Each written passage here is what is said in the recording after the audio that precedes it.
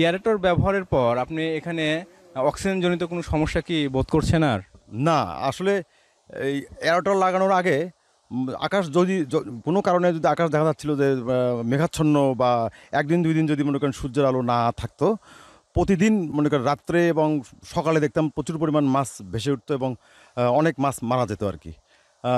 এই জন্যই আর কি আমি ভিডিও আপনার ইউটিউবে আপনার এয়ারটরের দেখে তারপর আমি সেই এয়ারটর নিয়ে এসে তারপর এখানে প্রতিস্থাপন করছি। এরপর থেকে আমার আর কখনো মাছ ভাসেনি বা ধরনের কোনো সমস্যায় আমি পড়িনি। আপনি এয়ারেটর ব্যবহার করার আগে এই পুকুরে এয়ারেটর যখন ব্যবহার করেননি তখন কি কি সমস্যা হতো? অনেক সমস্যাই ছিল, অক্সিজেন শর্ট করতো, তারপরে মাছ খাতো না ঠিক মতো, একটু আবহাওয়া খারাপ হলে অক্সিজেন শর্ট করতো। এয়ারেটর ব্যবহার করার পরে আমি মোটামুটি এখন তার মানে আপনি সব সময় একটা উদ্বিগ্ন অবস্থায় থাকতেন, চিন্তায় থাকতেন যে কখন অক্সিজেন ফল করে, কখন মাছ ভেসে ওঠে, এরকম একটা এয়ারেটর ব্যবহার করার আগে চিন্তা ছিল। জি, এই সমস্যায় ছিলাম। এখন কি সেই সমস্যা আর ফিল করেন না? আপনি সার্জ এয়ারেটর ব্যবহার করে কি কি সুবিধা পাচ্ছেন?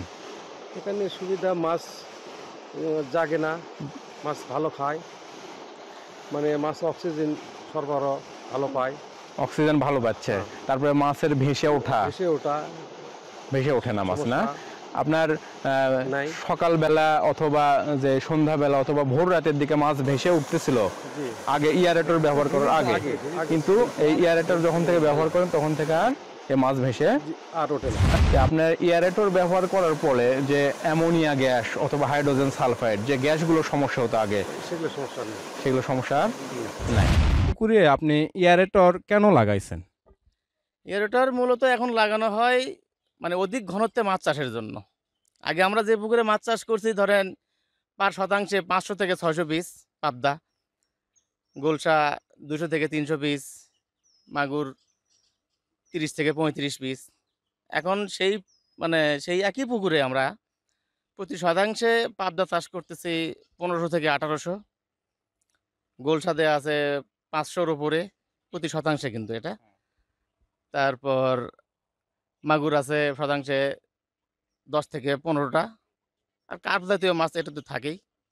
আচ্ছা জামিল ভাই, আপনার এই পুকুরে আপনার যে ইকোসিস্টেমটা আপনি এয়ারেটর ব্যবহার করার ফলে যে অন্য কোনো সমস্যা অ্যামোনিয়া সহ অন্যান্য যে গ্যাসগুলো পুকুরে হয় সেগুলো কি হচ্ছে?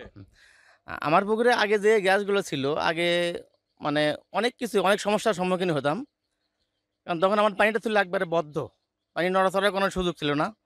আর এখন এই এয়ারেটর দেওয়ার ফলে পানি তো আমার সবসময় মানে একটা ঢেউর সৃষ্টি হচ্ছে পানিতে।